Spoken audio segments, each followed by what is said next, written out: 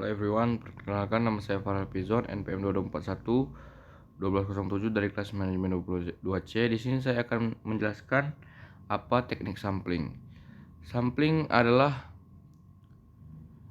proses kunci dalam penelitian statistik yang melibatkan pemilihan sejumlah kecil elemen atau anggota dari populasi yang lebih besar untuk mewakili populasi tersebut.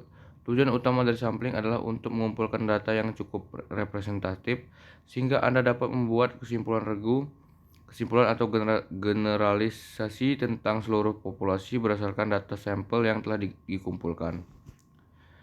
Tujuan sampling. 1. Efisiensi. Sampling memungkinkan penghematan waktu, biaya, dan sumber daya. Pengumpulan data yang dari seluruh populasi seringkali tidak praktis atau mahal. Ketepatan. 2. Ketepatan. Dengan teknik sampling yang tepat, bias dan kesalahan dalam penelitian dapat diminimalkan sehingga hasil penelitian lebih akurat. 3. Generalisabilitas. Dengan merancang sampel yang sesuai dan representatif, hasil dari sampel dapat digeneralisasikan ke seluruh populasi. Ini memungkinkan penelitian Anda memiliki relevansi yang lebih luas. Apa saja teknik sampling? 1. Simple random sampling SRS. Dalam simple random sampling, setiap anggota populasi memiliki probabilitas yang sama untuk dipilih. Untuk berarti setiap elemen memiliki kesempatan yang sama untuk menjadi bagian dari sampel. Dapat dilakukan dengan menggunakan mesin pengacak atau tabel angka acak. 2. Stratified sampling. Sampling berstrata. Dalam stratified sampling, populasi dibagi menjadi subpopulasi atau strata berdasarkan karakteristik tertentu, seperti usia, jenis kelamin, atau tingkat pendidikan. Sampel diambil secara acak dari masing-masing strata ini, memastikan representasi yang lebih baik dari masing-masing kelompok dalam populasi. Apa saja teknik sampling? 3. Cluster sampling. Sampling cluster. Dalam cluster sampling, populasi dibagi menjadi kelompok-kelompok cluster. Beberapa cluster dipilih secara acak dan seluruh anggota dalam cluster tersebut diambil sebagai sampel. Digunakan ketika populasi sangat besar atau sulit diakses. 4. Systematic sampling. Dalam systematic sampling, sampel dipilih dengan menciptakan pola sistematis. Misalnya setiap ke-10 elemen dari populasi dapat dipilih sebagai sampel, berguna dalam situasi di mana populasi memiliki struktur tertentu. Apa saja jenis-jenis teknik sampling? 5. Convenience sampling. Sampling berkenan. Dalam convenience sampling, sampel dipilih berdasarkan kenyamanan atau aksesibilitas. Ini sering digunakan untuk penelitian yang lebih cepat dan lebih murah. Rentan terhadap bias karena tidak selalu memiliki populasi dengan baik. 6. Purposive sampling. Sampling berkeperluan.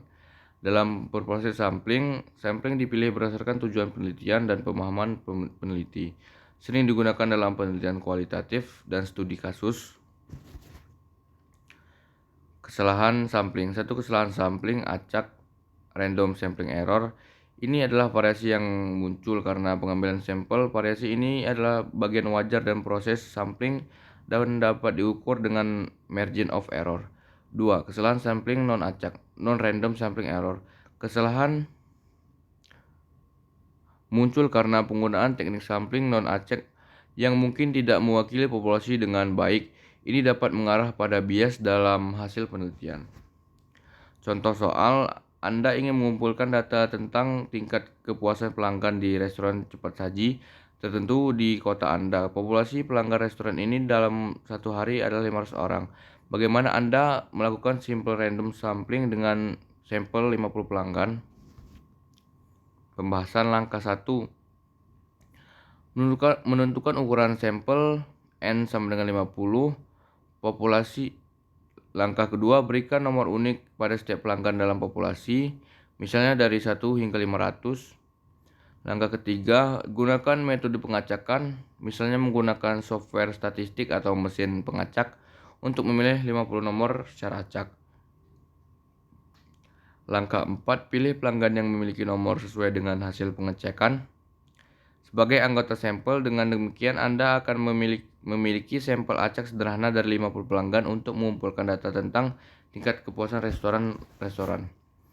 Kesimpulan, memahami teknik sampling yang berbeda dan bagaimana mereka dapat diterapkan adalah kunci dalam perancangan penelitian yang kuat. Pemilihan teknik sampling yang sesuai dengan tujuan penelitian, sumber daya yang tersedia, dan karakteristik populasi adalah penting untuk menghasilkan hasil penelitian yang valid dan dapat diandalkan. Kesalahan sampling harus selalu diperhitungkan dalam interpretasi adalah hasil penelitian. Dengan teknik sampling yang baik adalah dasar yang dari penelitian yang berhasil. Kesalahan sampling dapat diminimalkan dengan perencanaan yang cermat dan pemilihan teknik sampling yang sesuai. Mungkin itu saja yang dapat saya sampaikan. Saya akhiri. Wassalamualaikum warahmatullahi wabarakatuh. Terima kasih.